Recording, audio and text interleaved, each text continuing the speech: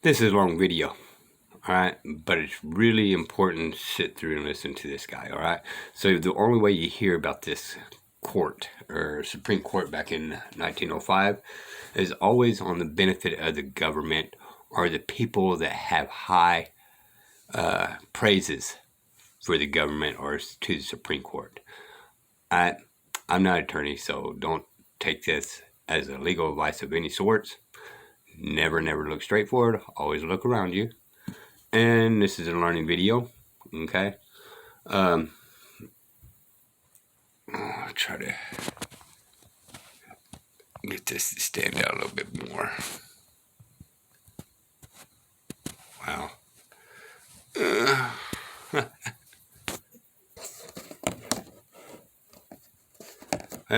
Once again, y'all, you guys know I don't have fancy stuff, so sorry about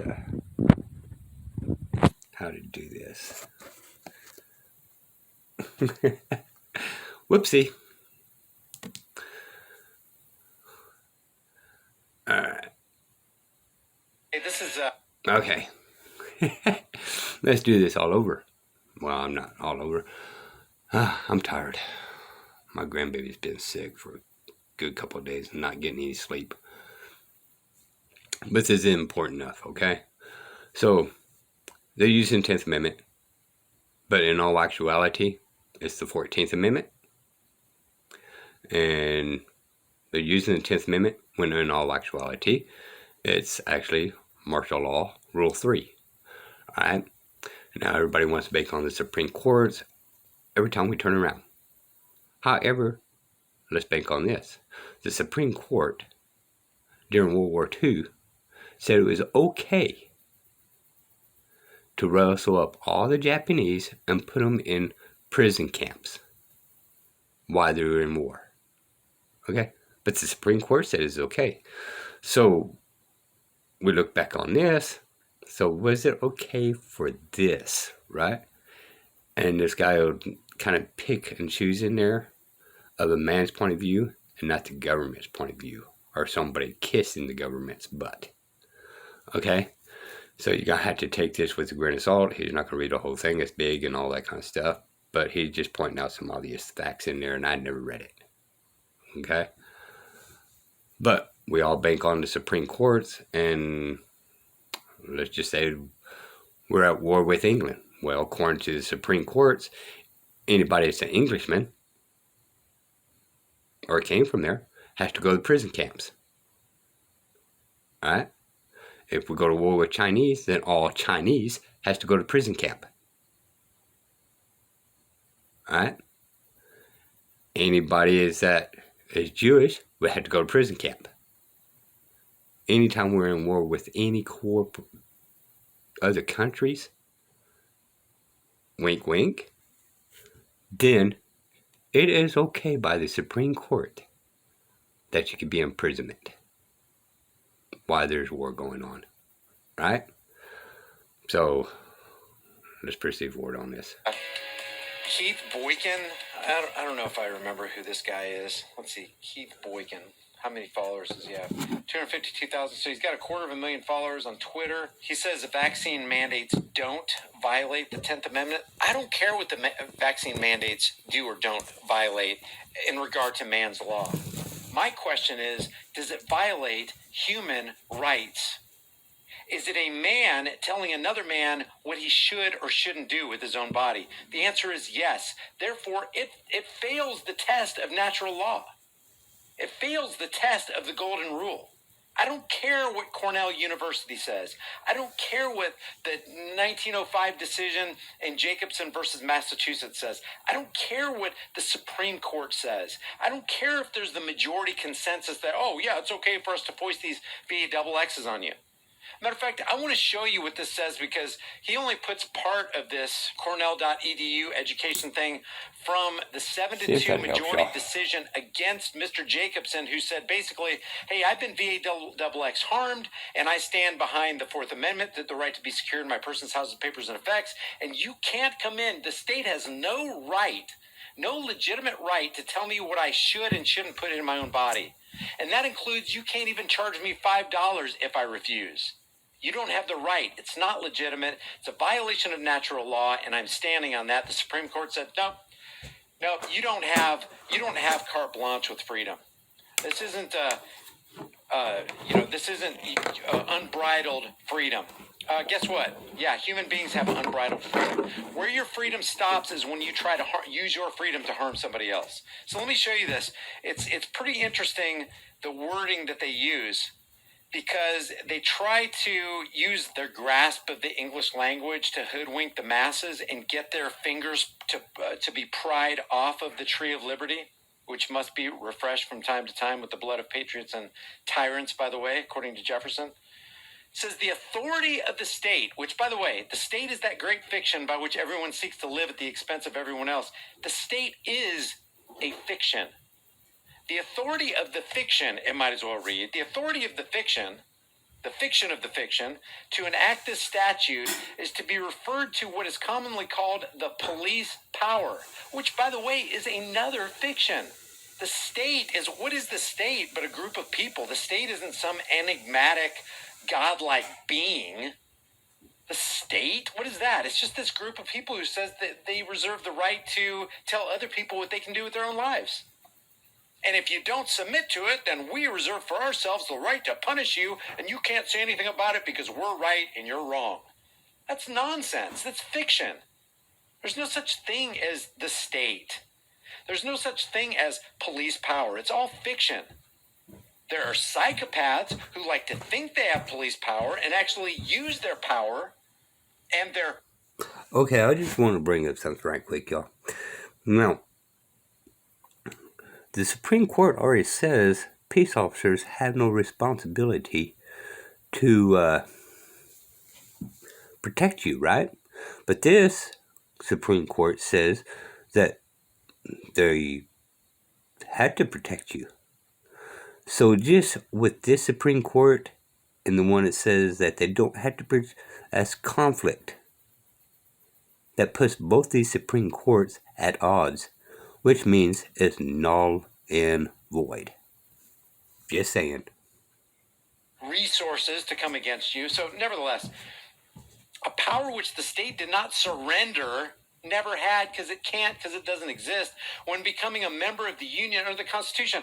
This first sentence right here in this 7-2 majority, by the way, if you're just joining us, this is the 7-2 Supreme Court decision in 1905 called Jacobson versus Massachusetts. Although this court has refrained from any attempt to define the limits of that power,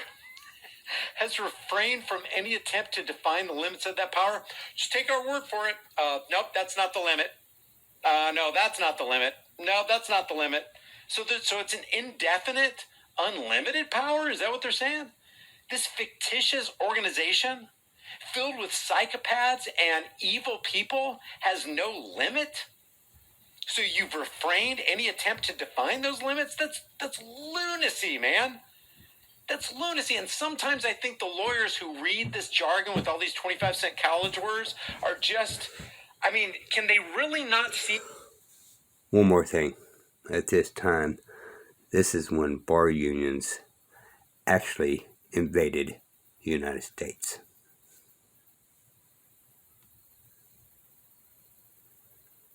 It, or can they see it and they're just continuing to play the game because that's their bread and butter? That's how they make their living. I don't understand how anybody can read these first two sentences and go, none of that makes any sense at all. Yet it has distinctly recognized the authority of a state, group of human beings, to enact quarantine laws and health laws of every description. Indeed, all laws, which are the opinions of politicians, backed by the threat of force, that relate to matters completely within its territory and which do not, by their necessary operation, affect the people of other states, according to settled principles. Oh, now they're going to wax virtuous about principles, which have everything to do with morality, as they're foisting the most immoral thing on the people in their jurisdiction in the name of keeping them safe. The police power of a state must be held to embrace at least such reasonable regulations. Who gets to define that? established directly by legislative enactment, that magic pixie dust of the legislative process. Hey, just believe me, it's magic pixie. I don't know how it works. Hey, do you have the authority to boss somebody around and punish them if they don't obey your laws? No, you don't. Do I? No, I don't. How did congressmen and senators and presidents and all those psychopaths, those political psychopaths, get that power? Are they special human beings? Do they have different blood coursing through their veins, or are they connected to the power source? No, they're just human beings like you and me, but they're pretending that they have authority over you that you don't have over other people. Well, by the consent of the majority, the consent of the governed. Governed. What's another word for governed? Enslaved. What's another word for government? Slavery. Consent of the slaves? It doesn't work like that. The master doesn't ask the slave if he consents to the violation of his freedoms, because he's a slave. Consent of the governed. It's like, does anybody stop to question the insanity of the language in the Declaration of Independence or the Constitution or the stuff coming out of Washington's District of Criminals? Does anybody question that? What the frick? What is going on here? It's like, this is bizarro world. What world do we live in? Is this are we human beings? What are we? What is this? In the words of that Creed song, what's this life for?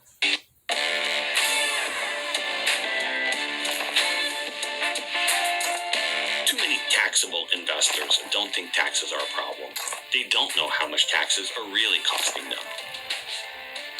And they don't know how to transition to a tax-managed approach. You have to start somewhere. When you find yourself in a hole, stop digging.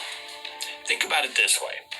If you have $1 million portfolio with a 10% capital gain distribution, that's $100,000 in taxable money. If you apply a 20% tax rate, that's a $20,000 tax hit every year. But with a tax-managed portfolio from Russell Investments, the same size portfolio could have a low capital gain distribution, maybe even zero. That could mean the IRS getting nothing and you getting to keep your money. So take that first step.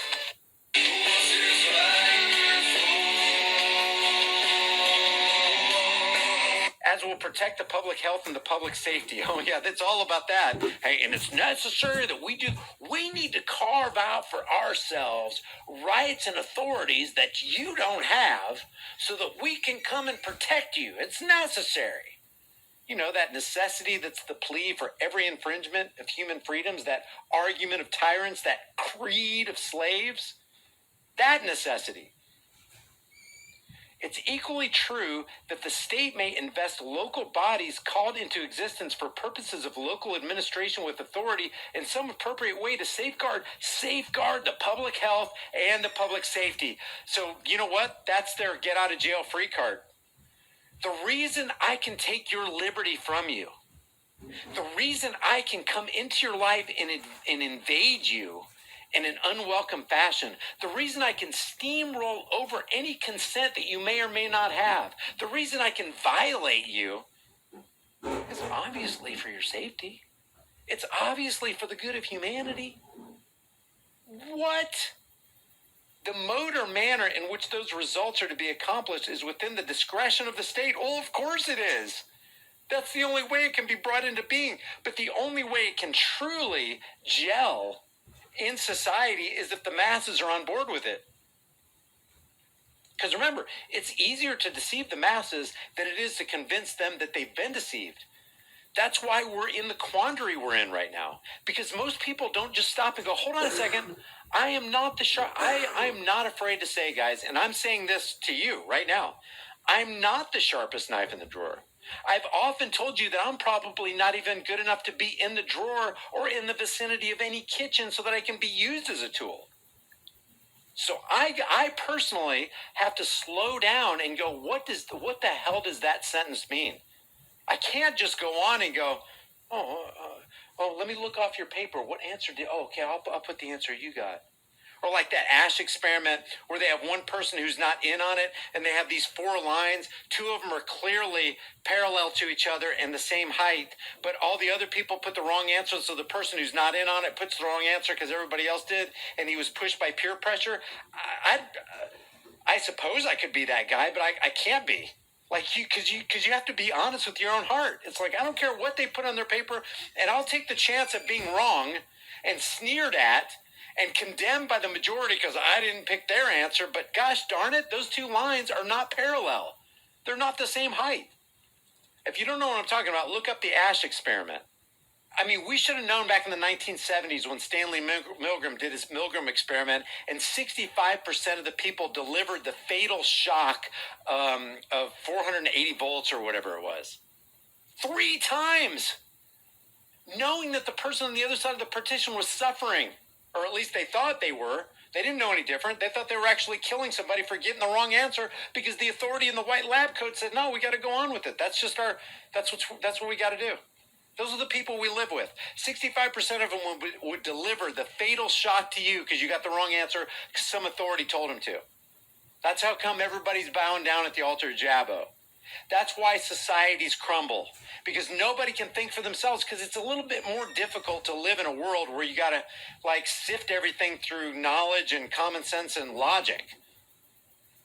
It's easy to go with the flow. All you got to do while you're sitting in your canoe is take your oar out of the water and sit it right in your lap and just go, well, this is easy. At least I'm moving. Yeah, you're moving backward, dipshit. You're moving backwards. Well, at least I don't have to expend any energy, and I do have my Netflix and my TV dinners, and I can listen to CNN every now and then. Now, you call me a slave, but I'm a comfortable slave. I'm a happy slave. Look, I'm a happy slave. I'm a happy slave. I feel like I'm going crazy. The mode or manner in which those results are to be accomplished is within the discretion of the state. That's laughable. Subject, of course, so far as federal power is concerned, another fiction. They might as well say, so far as rainbow unicorns are concerned, so far as the leprechauns and the pot of gold at the end of the rainbow is concerned, only to the condition that no rule prescribed by the state or any regulation adopted by the local government agency acting under the sanction of the state legislation shall contravene the Constitution of the United States, nor infringe any right granted or secured by that instrument. And then look what they say in the very next paragraph. So they're basically going, oh, we ain't going to go, okay, the Constitution, that's our stopping point right there. That's it. But then he says, this 7-2 Supreme Court decision from Jacobson versus Massachusetts, we come then to inquire whether any right given or secured by the Constitution is invaded by the statute as interpreted by the state court. There's the problem. It's the interpretation. The Constitution comes along and makes a fine declaration in regard to natural law. The right to be, you and I have the right to be secure. Do we or do we not? Yes. I don't like the word right. I'd rather it be freedom. Let's go ahead and take that. You have the right to be secure in your persons. Do you have the right to be secure? In other words, does somebody else have the right to violate your right to be secure? Does anybody have the right to violate you? No. Why? Because for only one reason. Not because it's written in a constitution, not because some religion teaches it, not because some 5,000-year-old parchment says so in some holy book in some foreign land on Mount Sinai.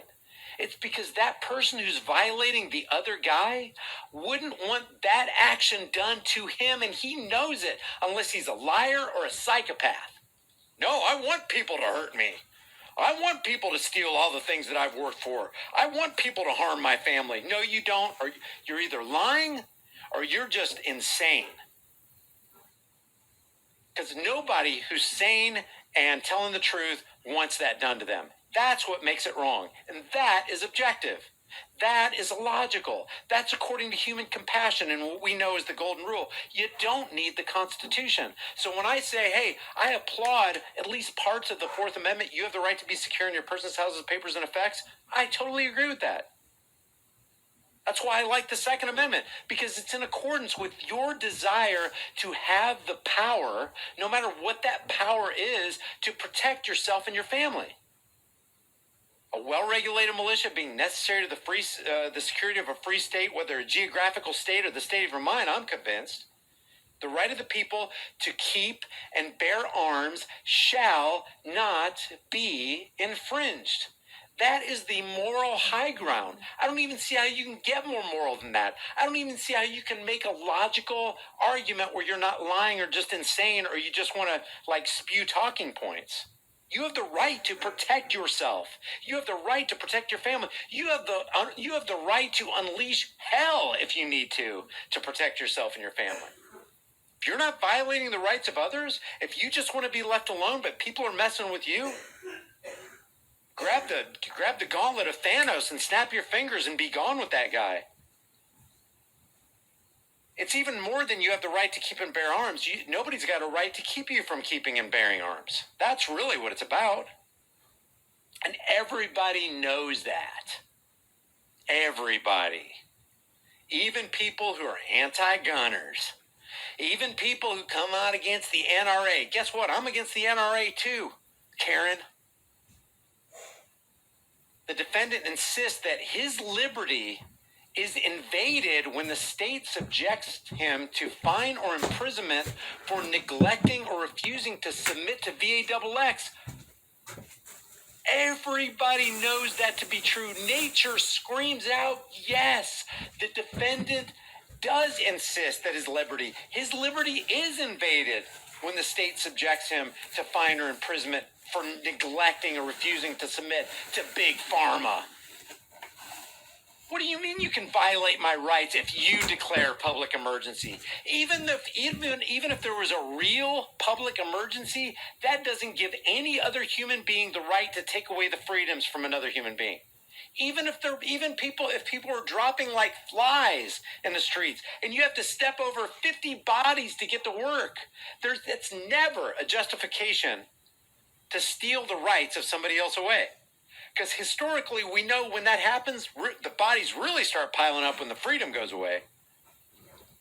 So just to reiterate, the defendant insists that his liberty is invaded when the state subjects him to fine or imprisonment for neglecting or refusing to submit to VAXXation. That a compulsory vaccination law is unreasonable, arbitrary, and oppressive, and therefore hostile to the inherent right of every free man to care for his own body and health in such a way as seems best to him.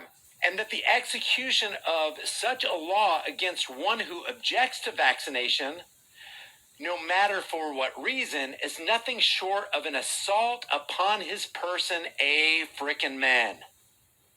But the decision in Jacobson versus Massachusetts flies in the face of everything that we know to be true. But here's what they say. Here's how they justify it. But the liberty secured by the Constitution of the United States to every person within its jurisdiction, that is BS too. Well, we'll save that for another day. Does not impart an absolute right in each person to be at all times and in all circumstances wholly free from restraint. B frickin' S.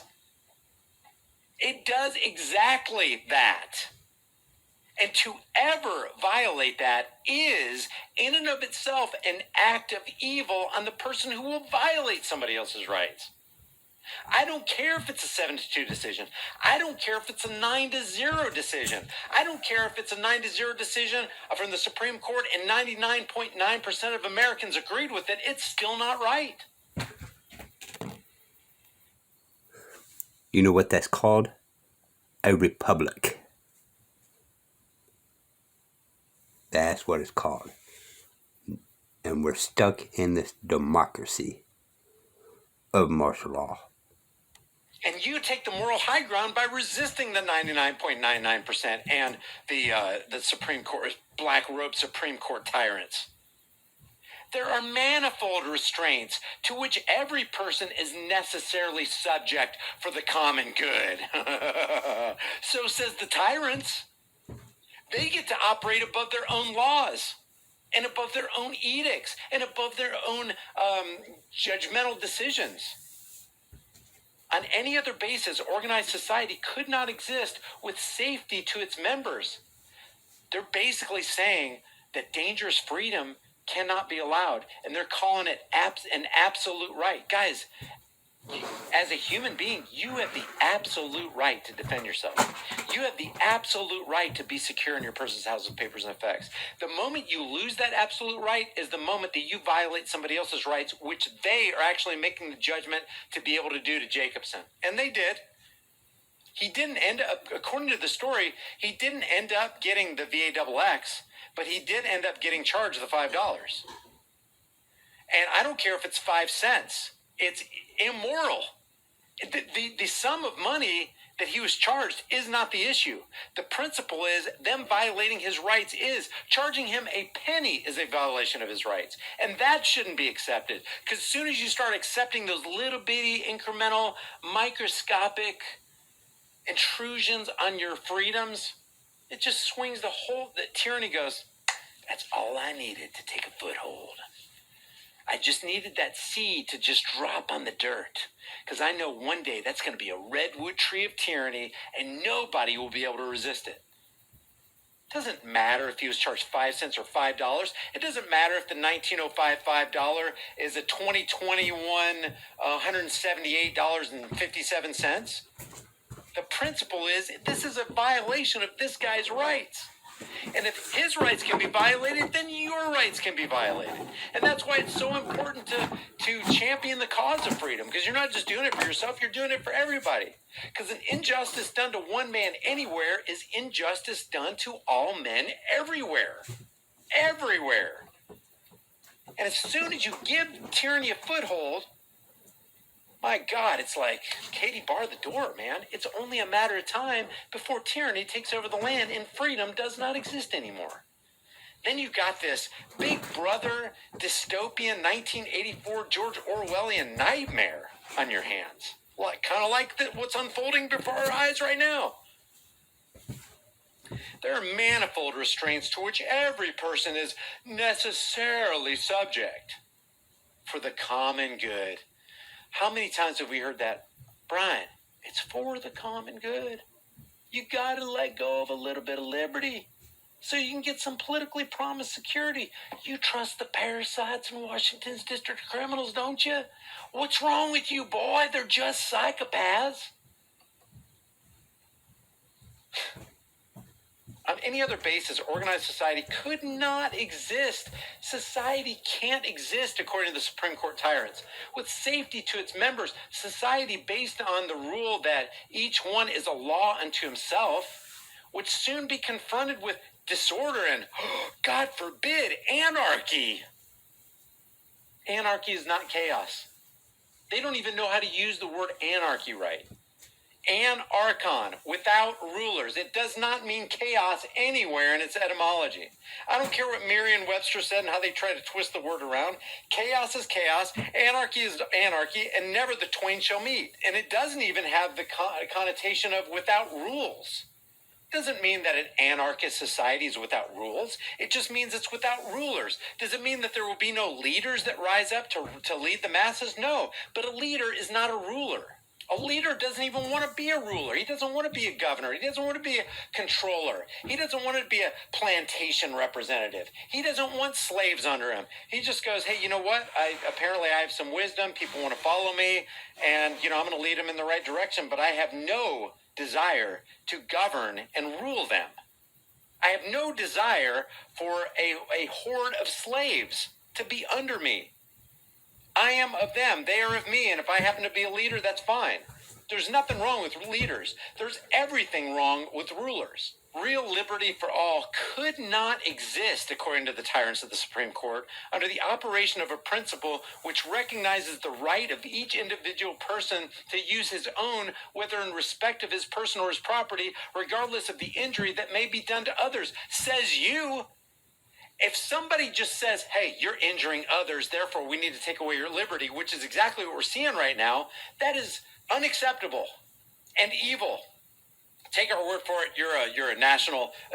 It's exactly what happened to the Japanese Americans in 1942 through 1945. FDR and his federal henchmen basically said, "Hey, all you Japanese Americans, we've got intelligence, and our intelligence agencies say that you're a threat to national security. Therefore, we need to take away 100% of your freedoms." You need to close your businesses. Basically, no, don't close your businesses. We're coming to your homes. We're taking you out, putting you on the paddy wagons, and putting you out in the desert in your internment camps. That was their justification. That, oh, you're a threat to just believe us. You're a threat to national security. Just believe us. Pearl Harbor got bombed. Just believe us. The U.S. government didn't have anything to do with it, and all you Japanese people are a threat to national security. And that's exactly what they're doing now. Just believe us. You're a threat to public health. You are a health hazard. You're a walking health hazard. We need to remove you from society. We need to force your sleeve up and put a needle into your arm so that Big Pharma can profit off of you. Then you're going to be one of us. Now you can participate in society. Just take our word for it. It's for the common good. I'm not going to go through any of this, but if you've ever read Jacobson versus Massachusetts and you read it through the eyes of liberty, through the eyes of the golden rule, your jaw will frickin' drop with every frickin' sentence. And guys, there's so much to this. Look, it's so verbose. And isn't that the way of government? They just toss all this word salad around. Just believe us. We're really smart. Just believe us. We have 25-cent college words. We can form and articulate sentences that just kind of, does a little bit of verbal judo on you. But if you stop and digest every sentence, every half a sentence, every string of words in between the commas, you're like, what the frick are they talking about? This doesn't even exist. What are they saying? That's a fiction. What do they expect? What pill are they expecting me to swallow here? How dumb do they think I am? How cemented in cognitive dissonance? Anyway, that's Jacobson versus Massachusetts. We're going to hear a lot of that. We've been hearing a lot of that. And that's the Supreme Court precedent that they're going to use from 1905 to foist a whole truckload of tyranny on the rest of us. Let me know what you think about Jacobson versus Massachusetts. I urge you to read it. I'll try to remember to put I'll put the link right here. You can read the entire decision, the 7-2 decision, Supreme Court decision, Jacobson versus Massachusetts. The bottom line is, Mr. Jacobson, Mr. Henning Jacobson, does not have the right to be secure in his person. Does not, because we say he doesn't. Because we say he's a public health threat, and such emergencies like that, you can get your rights taken away. Says us. Love government. If you haven't done so already, subscribe to this channel. Hit the bell notification. Yep. Subscribe to his channel. I will be the first to say I don't agree with everything he says, but I agree with a lot of what he says. And even when I don't agree with what he says, he speaks enough truth that I believe that he is correct. Alright, this will be the People News. Bye, y'all.